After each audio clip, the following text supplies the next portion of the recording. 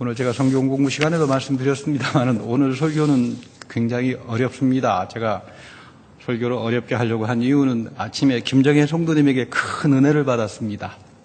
저에게 카톡을 주셨는데 목사님의 어려운 말씀이 효과를 보는 것 같습니다. 제가 큰 은혜를 받았어요. 그래서 저는 내년에 2018년도에는 이제 설교 어렵게 하지 말아야 되겠다 생각을 했는데 마음을 고쳤습니다. 2018년도도 열심히 어렵게 설교해야 되겠구나. 여러분 쓴약이 효과가 있잖아요. 그 여러분들 다 복이 되라고 하는 거지 무슨 제가 지식 자랑하기 위해서 하는 건 아닙니다. 오늘 제가 그래서 좀 오늘 설교가 어렵기 때문에 성경 공부 시간에 미리 좀 말씀도 드렸습니다만은 최근에 제가 별 보잘것없는 책 한 권입니다만은 쓸 계획도 없었습니다만 어떻게 썼는데 이게 한국에서 요즘 이렇게 아주 화제의 초점이 되는 것 같아요.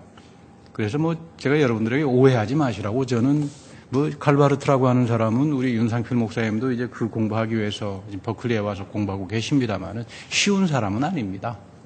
대가죠. 대가고 독일 사람들도 혀를 내두르고 미국 사람들도 혀를 내두를 정도로 그러나 되게 깊은 사람입니다.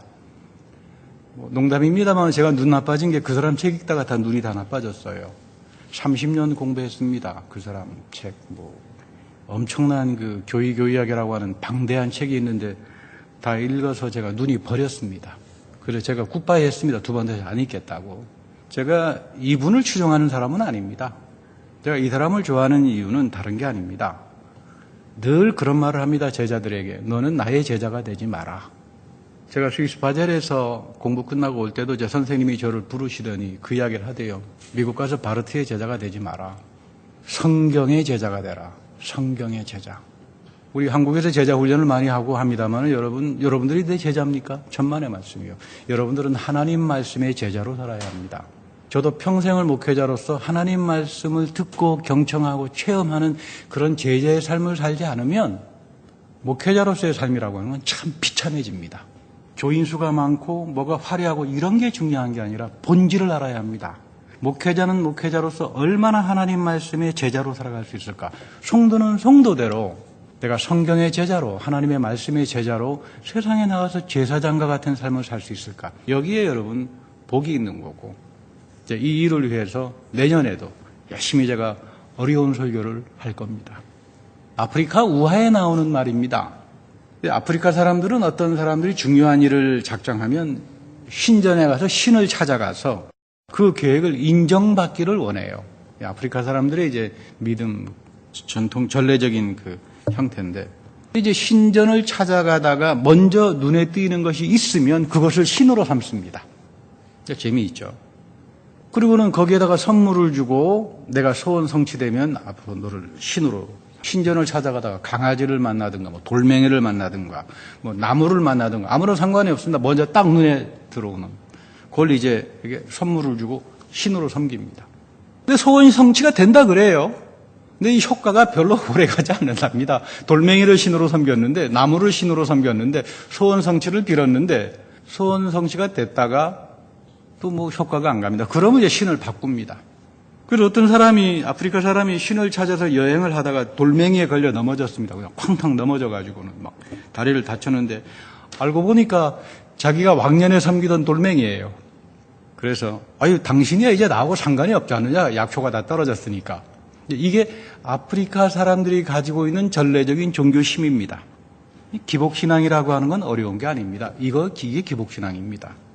기복신앙이라고 하는 것은 곰곰이 따지고 보면 내 마음에 들어와서 나를 소원 성취시켜 주시는 우상입니다. 우상 숭배죠. 근데 여러분, 우상이라고 하는 건 영원하지 않습니다. 지속적이지가 않습니다.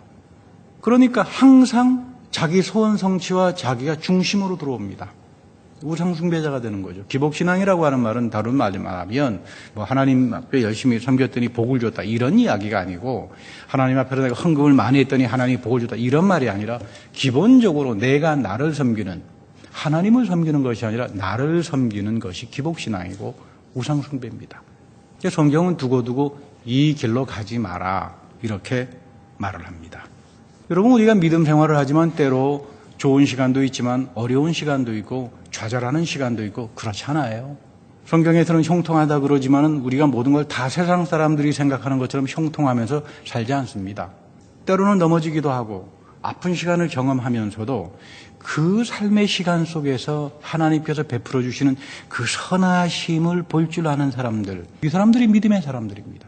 똑같은 사건 앞에서도 누구는 하나님의 선하심을 보고 소망을 가지고 그 어려운 시간들을 새롭게 만들어가는가 하면 누구는 좌절해서 죽기도 합니다. 믿음의 세계는 신비한 거고 믿음의 세계는 성령이 지배하는 세계고 이 성령이 새롭게 열어주시는 새로운 세계에 들어오지 않으면 우리는 살아있는 하나님을 체험하지 못합니다. 이걸 가리켜서 칼바르트라고 하는 사람은 self-imposition이다. 우리가 성경을 읽을 때 끊임없이 스스로 빛으로 드러나면서 나를 붙들고 나를 강요하고 나를 찌르고 나를 심판하는 이 하나님의 살아계심을 우리가 만나지 못하면 그 self-imposition, 스스로 드러내는 그 하나님의 능력 앞에서 성경 안에는 새로운 세계가 있다. 우리가 성경을 읽으면 여러분 이게 새로운 세계입니까? 고대 근동의 세계잖아요. 2000년 전, 3000년 전 고대 근동의 세계, 우리의 언어하고는 맞지도 않고 문화하고도 맞지도 않고 우리의 상식하고도 맞지도 않은 그런 세계들이 너무나 많잖아요.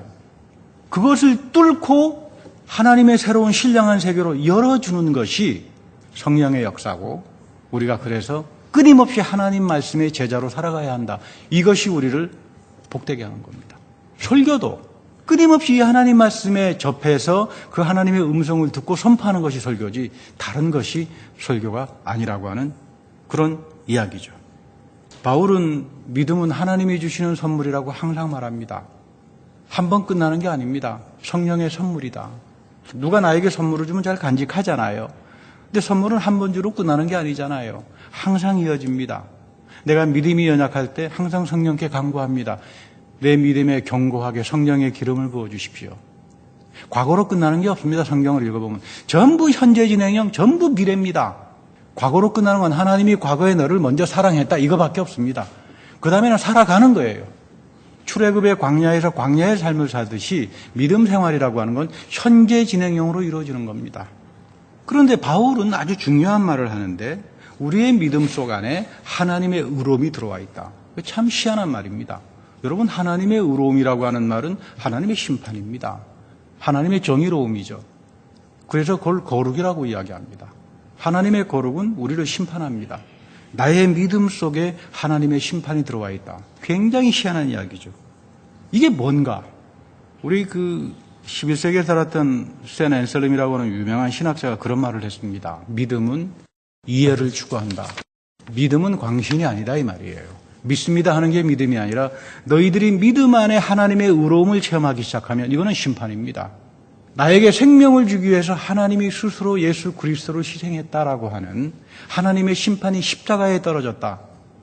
이게 믿음입니다. 믿음이 없는 사람은 예수님이 십자가에 죽은 거하고 나하고 무슨 상관이 있는가? 역사적으로 예수님께서 십자가에 죽었지. 이건 믿음의 세계가 아니죠. 여러분 예수 믿지 않은 사람도 예수님이 십자가에 죽었다 그러면 인정합니다. 역사적으로 그럴 수 있지. 그게 믿음이 아니라는 거예요. 역사적으로 일어난 그 예수 사건 안에서 하나님의 의로움의 심판이 너를 위해서 주어진 거다. 이 성령의 역사죠. 성령이 와서 끊임없이 나의 죄를 기억하게 합니다. 내가 이래서 나의 죄 문제를 해결할 수가 없어서 하나님이 예수 그리스도 안에서 심판을 통해서 내 죄를 해결했구나. 이 앞에 서보는 사람들이 비로소 믿음은 이해하게 되고 믿음은 깨닫게 되고 이 깨닫는 사람이 비로소 감사하는 삶을 살 수 있게 됩니다. 여러분 그러니까 감사는 실천입니다. 내가 바른 믿음이 있을 때, 바른 믿음이 들어올 때 나를 바른 선행의 사람, 감사할 줄 아는 사람, 하나님 앞에서 바른 생각을 가지고 살아가는 사람으로 살 수 있다는 그런 이야기예요. 어떤 사람이 유명한 하나님 사람을 찾아와서 나는 성경을 절대 하나님 말씀으로 믿지 못하겠습니다. 근데 선생님은 어떻게 이 말씀을 이렇게 잘 믿습니까? 내가 좀 믿음을 갖게 좀 해 주십시오. 그랬더니 이 사람이 하는 이야기가 당신은 믿음이 넘실적 좋은 사람이다. 하나님 말씀은 안 믿지만 너 생각은 믿지 않느냐? 너 자신을 맹신하고 광신하지 않느냐? 그러니까 너는 믿음이 없는 사람이 아니라 너를 너무나 많이 믿는 사람이다. 그게 문제다. 여러분 그렇잖아요. 우리 모두가 나를 너무나 많이 광신하고 너무나 맹신하고 믿지 않습니까? 자기 이성적인 판단, 자기 경험, 뭐 의뢰인 내가 신앙생활 해봤으니까 다 이런 거다. 이런 거 다 있잖아요. 그거 가지고는 하나님에 대한 믿음, 하나님의 세계로 못 갑니다. 어떤 분은 말합니다. 아이고, 뭐 교회 다니는 사람 보면 선행도 없고, 뭐 실천도 없고, 그 좋은 종교적 삶이라고 하는 건 선행을 하고 실천을 하는 거 아닙니까? 근데 당신은 왜 그냥 맨날 기도나 하고 성경 지식은 있는데 선행을 하는 건 난 쳐다본 적도 없습니다. 그래서 이 하나님 사람이 그런 말을 합니다. 선행이 뭐냐? 너가 하는 일이 선행인가? 너가 지금 선행을 했는데 주변의 사람들이 이거 선행이 아니라 이거 위선이다 그런 건 위선이 되는 건가? 이거 굉장히 중요합니다. 우리의 의지가, 나의 선행이 항상 좋은 기결을 갖지 않습니다. 여러분 신앙생활에서도 그렇잖아요. 내 딴에는 내 생각에는 봉사한다고 생각했고 선행을 한다 그랬는데 뭐 이상한 소리나 들어서 시험에 많이 듣잖아요. 사람의 선행이라고 하는 게 이토록 허탄한 겁니다. 내 믿음 안에 들어와 있는 하나님의 의로움을 체험한 사람들이 하는 것이 의로운 행위가 되는 거지, 내 믿음 안에 하나님의 의로움, 영원하신 아들 예수 그리스도까지 심판까지 하면서 나를 사랑했던, 그러니까 사랑에는 심판이 담겨져 있는 거죠. 이 십자가 앞에서 자기 죽음을 체험하지 못한, 자기 심판을 경험하지 못한 사람들이 하는 행동이라고 하는 건 이건 다 위선이다 이 말이에요. 그래서 성경이 그러잖아요. 믿음으로 하지 않은 건 다 죄다. 이게 바로 이런 이야기입니다. 선한 나무가 되자. 우리들의 질그릇 속에 너무나 엄청난 보물이 담겨져 있는데, 이 예수 그리스도와 하나님의 의로움이 내 속에 담겨져 있는데, 성령이 끊임없이 나에게 찾아와서 믿음을 선물로 주는데 이걸 간직하고 살아가자. 이것이 너를 복되게 하고 이것이 너를 새로운 존재로 살아가게 할 거다. 어떤 분에게 교회를 다니라 그러면 교회에 관심 없다고 합니다. 근데 사실 보면 종교학자들은 그런 말을 해요. 모든 사람들은 다 종교인이다. 그게 무슨 말이냐? 교회를 안 다녀도 다 종교적으로 생각합니다.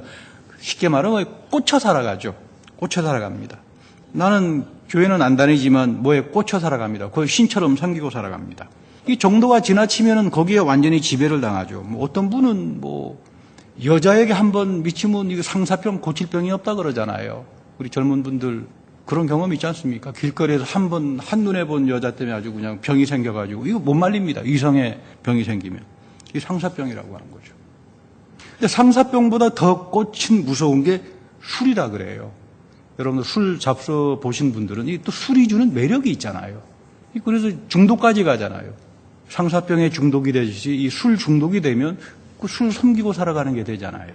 그런데 마약에 빠지면 술도 안 마신다 그래요. 중국 가끔 가봅니다만은 중국이 마약 때문에 비상 걸려 있어요. 이 사람들 아편전쟁을 경험했던 사람 아닙니까? 상하이에 가면 유명한 임페리얼 박물관이라고 있는데, 그 임페리얼 박물관에 들어가서 보면은 그 아편전쟁 때 그 비참한 것들을 부조로 다 만들어 놨어요. 이거 나라 망한다 이 말이죠. 마약에 맞들리면 여자도 쳐다보지 않고요. 술도 마시지 않고 오로지 마약하다가 갑니다. 우리 캘리포니아도 지금 이 마약 때문에, 마리아나 때문에 지금 문제가 많잖아요. 이거 하지 말아야 돼. 이거 꽂히고 살아가는 거죠. 내가 하나님을 섬기지 않게 되면 결국 우리는 다 누구를 섬기고 살아가게 돼 있어요. 다 우상 숭배하게 돼 있다 이 말이에요. 무신론이라고 하는 건 존재하지 않습니다. 인간이 그렇게 만들어져 있는 겁니다.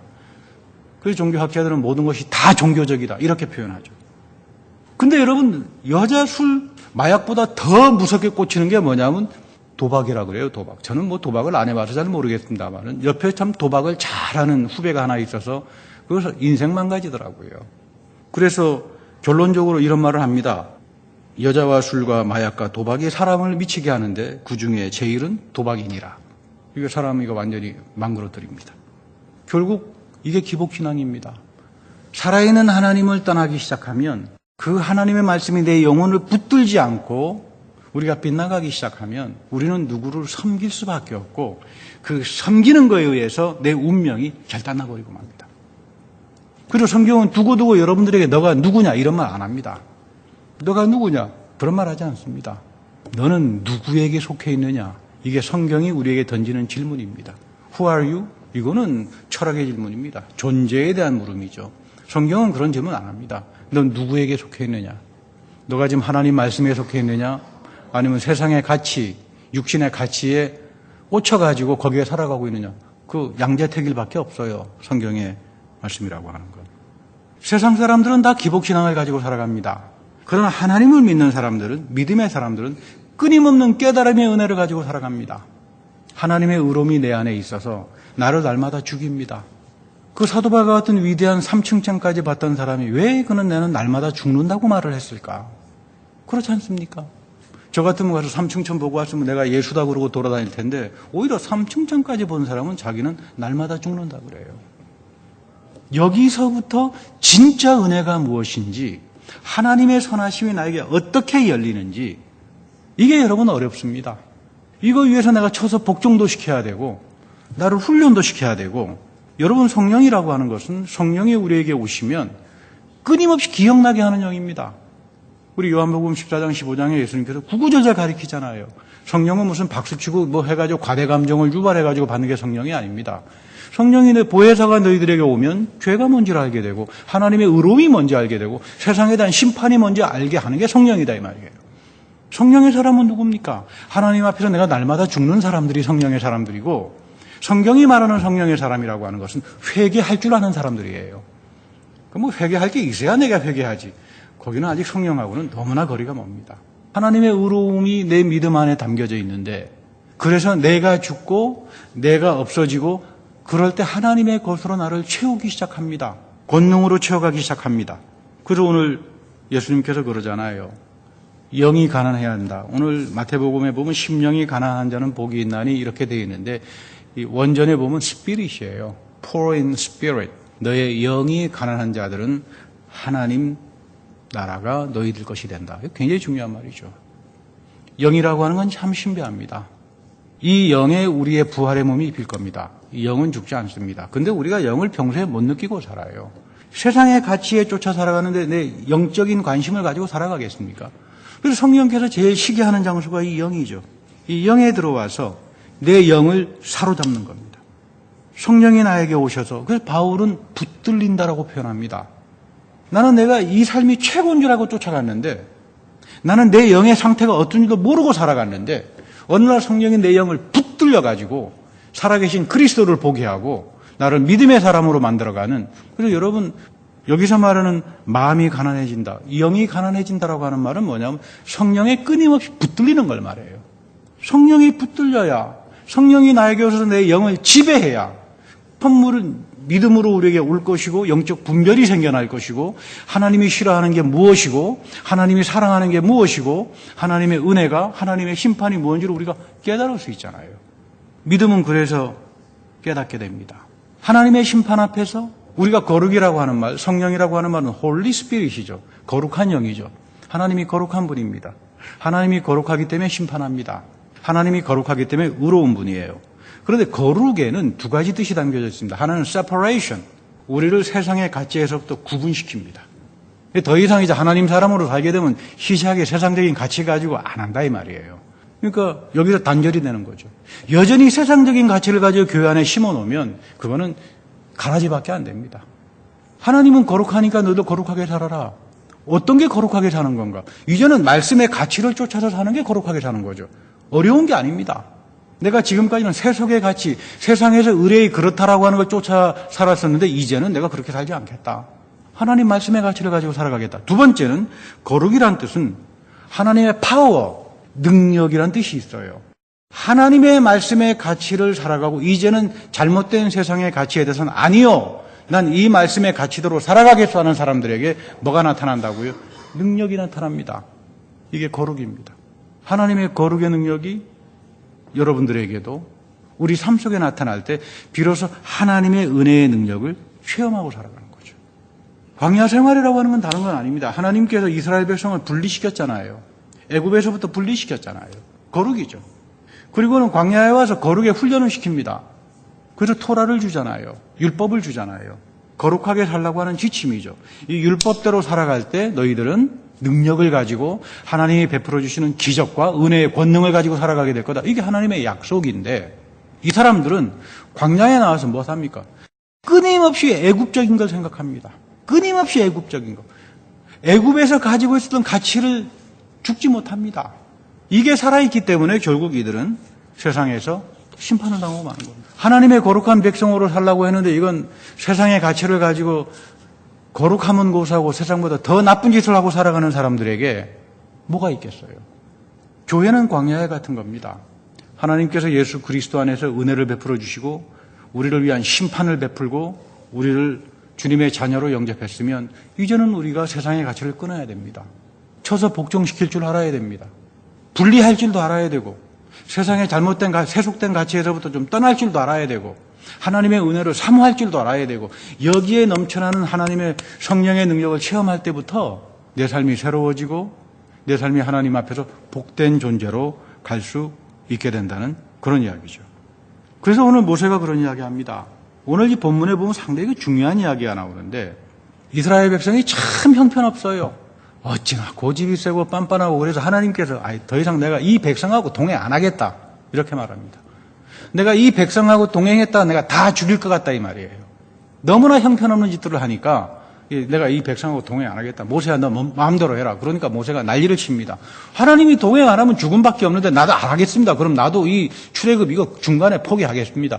그럼 하나님 생각해 보십시오. 이스라엘 백성을 데리고 왔다가 중간에 포기하면 하나님의 이름에 할 만한 누가 되면 나는 뭐가 됩니까? 그래서 이 모세도 배짱 부리고는 들어 누워버립니다. 요즘식으로 말하면 하나님 앞에 모세가 배짜라 그러고 이제 들어 누워버린 거죠. 그때 이제 하나님께서 영광을 보여줘요. 그래, 그럼 내가 다시 가마. 그래서 지금 이 하나님의 영광을 보여주는데, 그래서 모세에게 하나님이 내가 같이 동행하마 그랬더니 모세가 믿어지지가 않아요. 정말입니까? 그러면 하나님의 영광을 보여주십시오. 보면은 내가 믿고 또 가겠습니다. 이 길로. 그렇잖아요. 그래서 하나님께서 영광을 보여주는데 이게 19절의 말씀이죠. 하나님의 모든 영광이 모세 앞으로 지나갔다. 이거 지금 상당한 놀라운 이야기죠. 요한계시록 4장 5장에 보면 요한에게 하늘의 예배의 영광이 드러나잖아요. 그 어마어마한 영광이 모세 앞에서 펼쳐지는 겁니다. 하나님의 영광이 펼쳐지고 그 다음에 가장 중요한 게 주님의 거룩한 이름이 선포됩니다. 주님의 이름 야훼 여호와 하나님의 이름은 거룩한 분이다. 우리가 이 거룩한 하나님을 섬기는 거룩한 백성이기 때문에 세속의 가치로 더 이상 세상의 구습과 애굽적인 가치로는 가지 마라. 글로 가봐야 죽음밖에 없다. 거룩한 이름이죠. 우리가 그 거룩한 이름이 예수 그리스도의 십자가에서 우리에게 드러났잖아요. 그래서 하나님이 여러분들을 믿음으로 불러서 우리가 거룩하지 못하니까 심판을 하잖아요.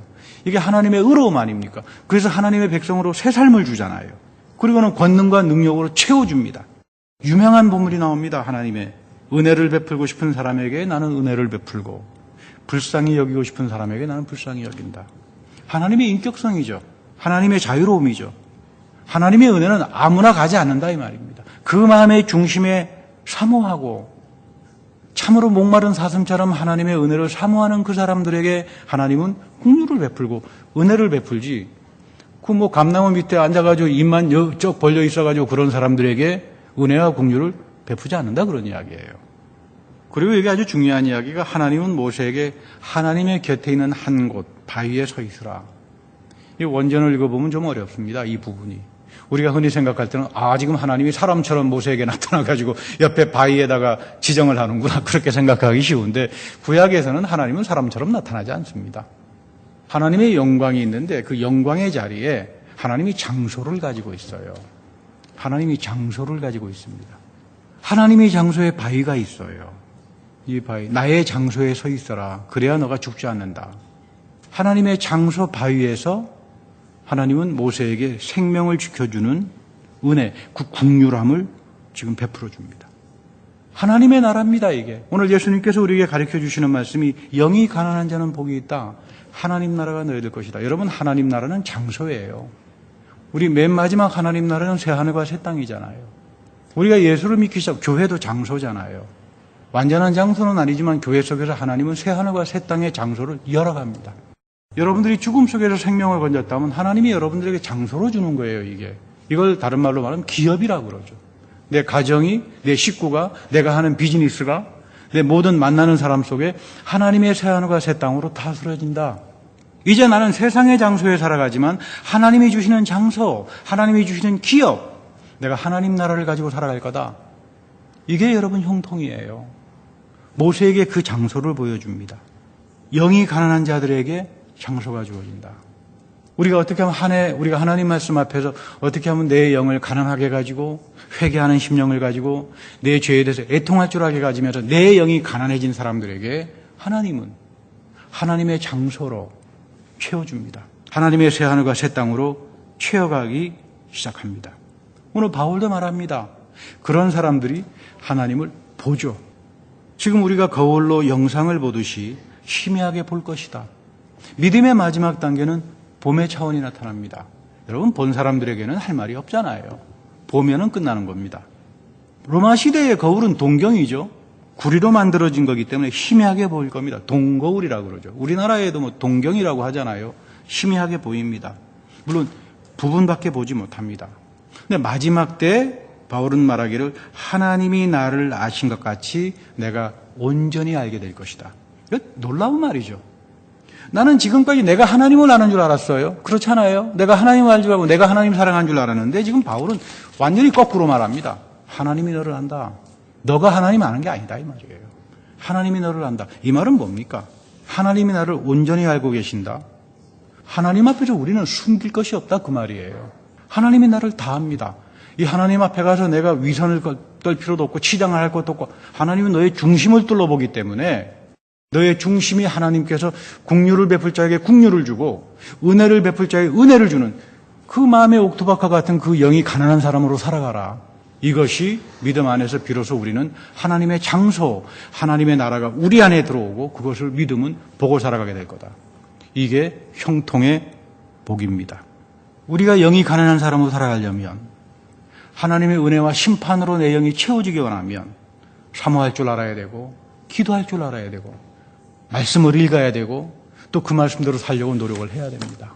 여러분들의 믿음이 올해 한 해 하나님의 선하심, 우리들의 모든 삶 속에 어려웠던 삶 속에 종구미 성도님을 통해서 김정혜 성도님을 통해서 보여주셨던 하나님의 선하심을 우리가 보고 살았는데 여러분들이 그거를 볼 줄 알아야 돼요. 그게 믿음의 축복입니다. 하나님의 선하심이 우리 삶 속의 장소로 내 가족에, 내 기업에, 내가 만나는 사람들 속에, 이 교회 속에 끊임없이 하나님의 새하늘과 새 땅이 열려가는 그런 삶을 보고 살아가는 사람들. 그것이 여러분들이 형통한 사람이 되는 거고 세상에 나가 제사장과 같은 삶의 축복을 얻고 살아가는 겁니다. 이 한 해 그리고 2018년도도 이런 하나님의 넘치는 축복 가운데 여러분들이 임하기를 기원합니다. 다 같이 기도하겠습니다. 살아계신 하나님, 우리의 믿음을 끊임없이 깨닫게 하여 주시고 성령 안에서 끊임없이 살아계신 하나님을 듣게 하시고 알게 하시고 그리고 보게 하여 주옵소서. 이것들을 통하여 하나님의 장소인 하나님 나라가 우리 안에 들어오고 새하늘과 새 땅이 내 삶 속에서 펼쳐지고 그래서 내가 새로운 존재로 이제는 하나님이 열어주신 새하늘과 새 땅에 거하는 하나님의 새로운 세계, 그 신령한 세계 안에 거하는 이 교회 그리고 주께서 불러주신 믿음의 성도들이 다 되게 하여 주옵소서. 우리 구주 예수 그리스도의 이름으로 감사하며 기도드립니다. 아멘.